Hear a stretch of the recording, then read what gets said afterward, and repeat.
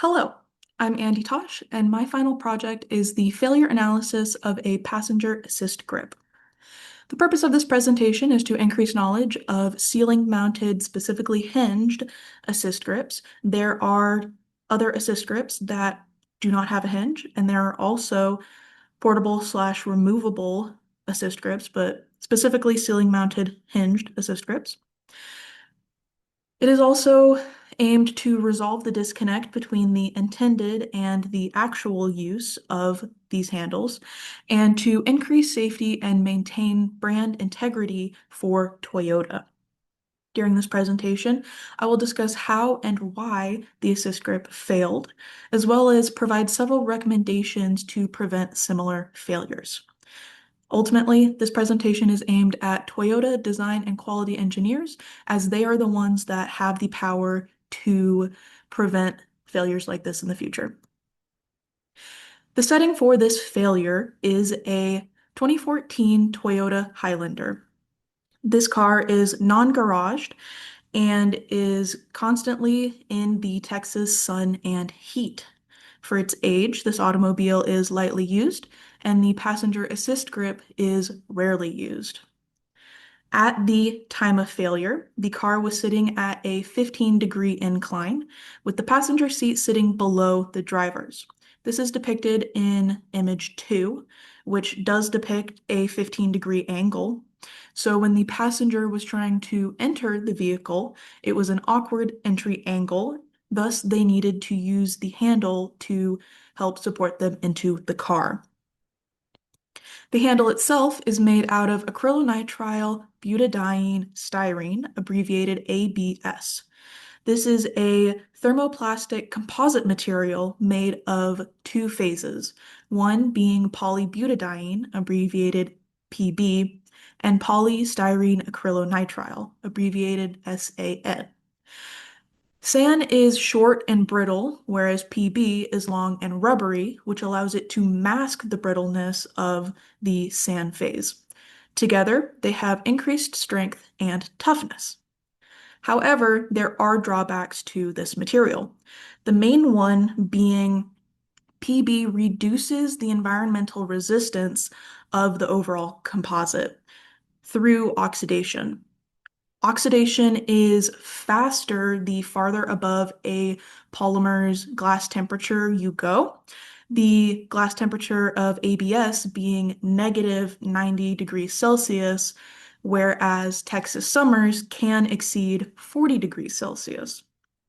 The oxidation and UV radiation severs covalent bonds between the PB and SAN phases, which disrupts the PB ability to absorb energy, and so it can no longer mask the brittleness of the SAN phase.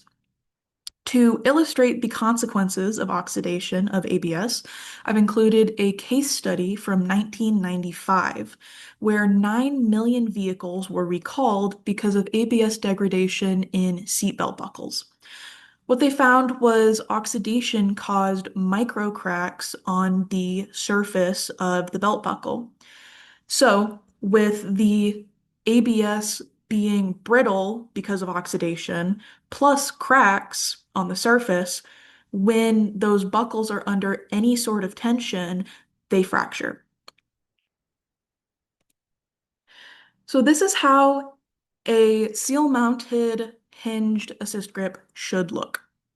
In image 1, you will see the main body of the handle is a flattened arc shape with two cavities on either side to allow for the sealing mount and hinge mechanism.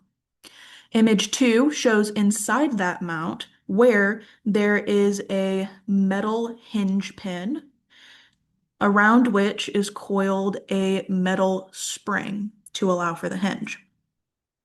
Image 3 shows the car mount of the car mount section of the handle mount, where a metal clip is then inserted into a metal bracket, which attaches to the frame of the car.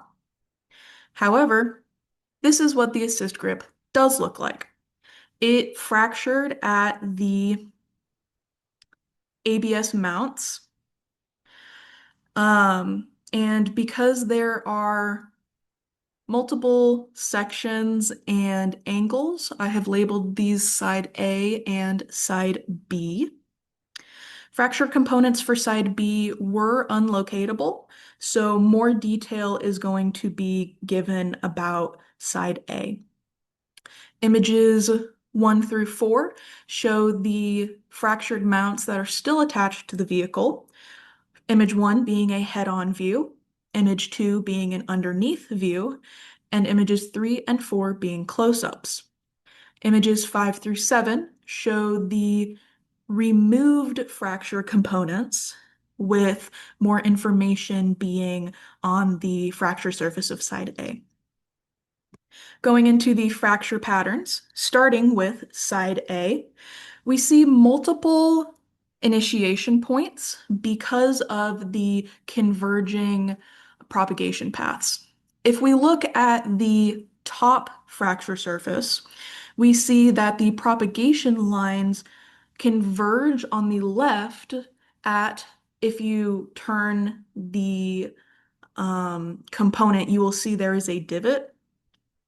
And then towards the bottom of that top fracture site, you see river marks, which are identified by converging fracture paths. Continuing with image 1, but the lower fracture site, we see more fracture paths that converge towards the top left of that fracture site, and it initiates from a corner, which is unsurprising because corners are stress concentrators. Now, this corner does have a fillet, but it is not that pronounced. Towards the bottom of that second fracture site, you see hackle marks. These are illustrated by the parallel ridges. These jagged ridges are formed when the crack front separates into smaller microfractures. This is indicative of rapid and unstable crack propagation. So, the propagation lines, the river marks, and the hackle marks are all indicators of brittle fracture. Moving on to image 2 of side B of the handle. Again, other components were lost, so this image is what we have. And you can, again, towards the top, see some more hackle marks with those parallel ridges. And the bottom left shows some more propagation path lines converging to yet another corner. To make this case study more quantitative, we do need to make several assumptions. The first of which being that the passenger held the assist grip with one hand and the other hand was not supporting or stabilizing them in any way. This limits the variables that we have to deal with and allows us to focus on the handle. Next, we will assume that the handle held 50% of the individual's weight, which is assumed to be 54.5 kilos. To account for the passenger moving into the vehicle, we have to add a dynamic amplification factor, which we assume to be 1.3, since the passenger was likely moving slowly into the vehicle, considering the awkward angle of entry. We then will assume that force was distributed evenly between the two ceiling mounts, and that the handle was over-directed, resulting in an assumed loading angle of 60 degrees from vertical. This assumption comes from the loading conditions. If you look at images 1 and 2, you will see the assist grip from a head-on view. From this, you can see that the force is evenly distributed between both mounts, and it makes it look like the system is in pure tension. However, if you look at images 3 and 4, you get the side view, which is the more important view. Here you will see that there is angles between both the um, mount and sealing, and also mount and handle because of the hinge. These are stress concentrators and result in a bending moment. So there are stress concentrators because of the attachment points. There is change in geometry, which concentrates stress. There is also change in materials. You see the metal hinge pin right here, and also the metal spring in there, and the metal that connects the mount to the car frame. So having to distribute stress between ABS and metal is also a stress concentrator. So, taking these assumptions and loading conditions and putting them together, we can quantify the maximum weight that this assist grip can hold. Toyota does not publish the weight capacity of this handle, though they do state in the car manual that it is not intended for full body weight. To estimate the maximum force that this handle can withstand, we have to use the ultimate tensile strength of ABS, which in literature is reported as a range, the lower end of which is 36 megapascals.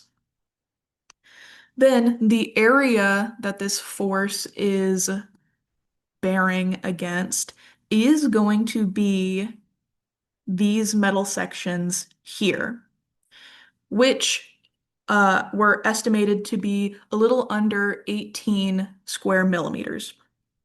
We do need to account that there are two mounts, so we will multiply this by two, put the numbers together, and we have that our handle can withstand about 280 pounds. However, any good engineer will include a safety factor. A reasonable one here is 4, which then leaves us to a maximum weight capacity of 71 pounds, which for a handle not intended to hold body weight is a reasonable number. But how much did it hold at failure? So we are estimating the individual's weight to be 500, oh my gosh, to be 54.5 kilograms, which gives us 535 newtons. Accounting for accelerating into the vehicle then gives us about 700 newtons. Now, we do need to account for the angled loading. So the vertical force or tension is about 350 newtons, and the horizontal or bending force is about 600 newtons. Now, this bracket is not intended to resist large bending moments, and we see that a majority of the load is in that direction that the handle wasn't designed to tolerate. So, why did all of this happen? Let's first start with the ABS mount broke brittly. If we focus on the brittle part of that statement, then we are led to the material was environmentally embrittled because the car was exposed to high heat and UV radiation. Going back to that original statement, if we focus on the ABS mount broke section of that, we are led to a majority of the force being transmitted through that mount, at which the local stress of the mounts was higher than its local strength. This was caused by multi-axial loading and bending due to over-direction of the handle caused by the design. The multi-axial loading and bending was exacerbated by the acceleration into the vehicle, and the multi-axial loading and bending was also exacerbated by putting too much weight onto the handle. This was done because it was unclear how much force the assist grip could withstand and the mismatch between intended use and user behavior. All of this can be traced back to the passenger needed to use the assist grip because the car was sitting at an angle. To further categorize these causes, the design category is the most important.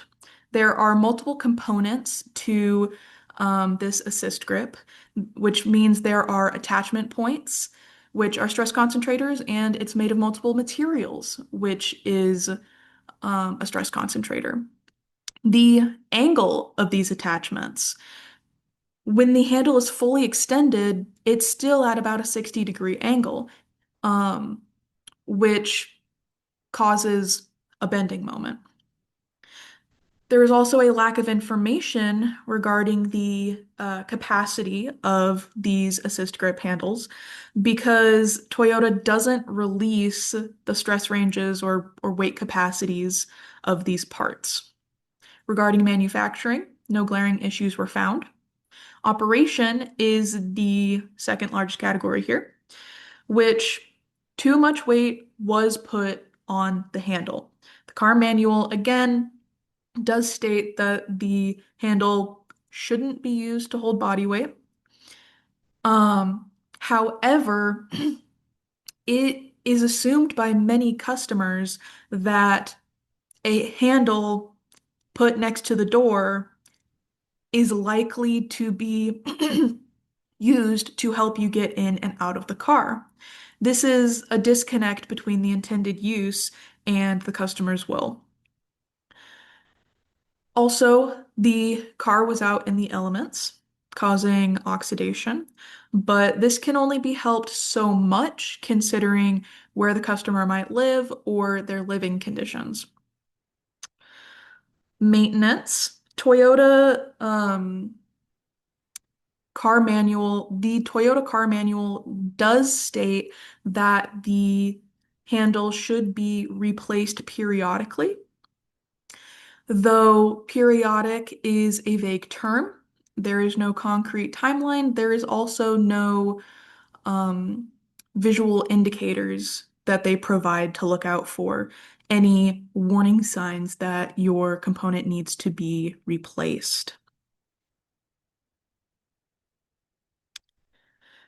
However, it is probably safe to say that a decade is past, is longer than their definition of periodic. So, how can this be stopped for the future? The easiest and least expensive fix solution would be to send out a customer advisory to email customers that um, hinged assist grips should not be holding large portions of your body weight, and that if they need that, they should probably get an auxiliary handle.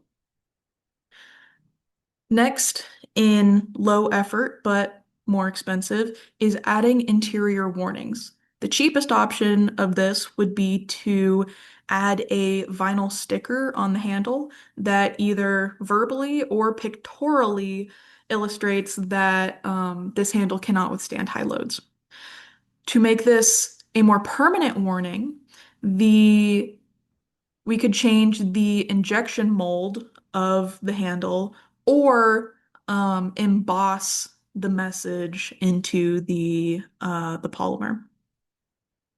Going up in effort but still low in expense is providing quantitative information about the limitations of the assist grip. This would include the maximum weight capacity, um, whether that be a range or a single number, and also recommending um, how frequently the handle should be replaced or give warning signs of what to look out for. In a similar vein is um, establishing safety inspections. This would be by Toyota dealership mechanics, which is on the mid end of expense because you do have to train people, but you are not modifying the manufacturing process for the car.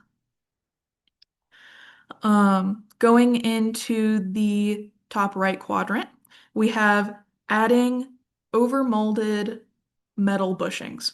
This would be an addition to existing design rather than a complete design overhaul, which I will talk about in a minute. These metal bushings would provide UV protection and reinforce the mountings, which would change the load bearing from the ABS to metal. The second most expensive and challenging solution to this problem would be modifying the material.